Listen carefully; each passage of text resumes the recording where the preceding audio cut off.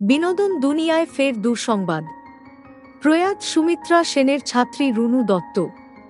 একদিকে যেমন তাঁর রবীন্দ্রসঙ্গীত চর্চা মন ছুঁয়ে গিয়েছিল দর্শকের, তেমনি গানের ওপারের মতো ধারাবাহিকে তাঁর ক্যামেরার পিছনের কাজ মুগ্ধ করেছে সকলকে। সঙ্গীত শিল্পী দেবজ্যোতি মিশ্র মৃত্যুর খবর জানিয়ে এক ঝাঁক স্মৃতি তুলে ধরলেন সোশ্যাল মিডিয়ায়।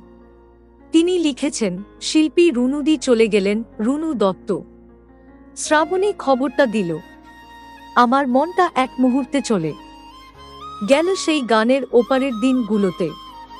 রবীন্দ্রনাথের গান নিয়ে করা একটা অসম্ভব ইম্পর্ট্যান্ট কাজ ঋতুপর্ণ আর আমার।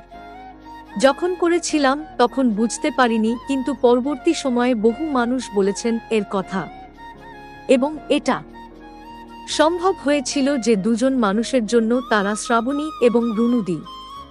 রুনুদি ছিলেন সুমিত্রা সেনের একেবারে প্রথম তিনজন ছাত্রীর একজন।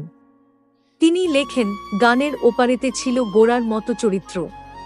তার গান গাওয়ার জন্য বেছে নেওয়া হয়েছিল সমন্তককে, কিন্তু ও তখন পুরোপুরি রকে মোজে। ইংরাজি এবং বাংলা রকি ছিল ওর বিশেষত্ব। সে অবস্থায় কাজ করতে শুরু করেছিল আমার সঙ্গে।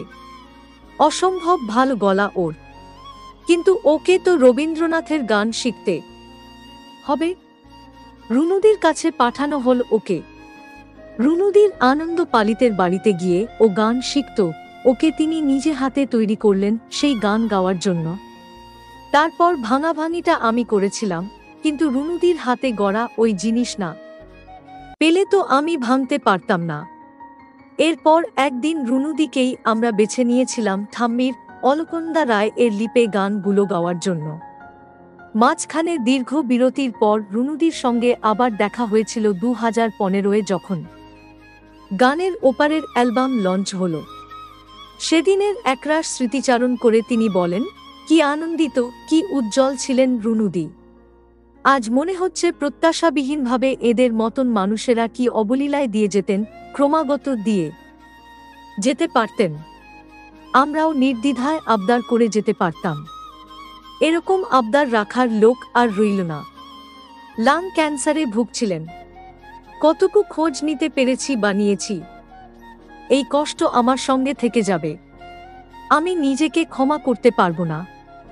আজ রুনুদি আর নেই, শ্রাবণী বলেছে, কিন্তু আমি নিজেকে বোঝাই কি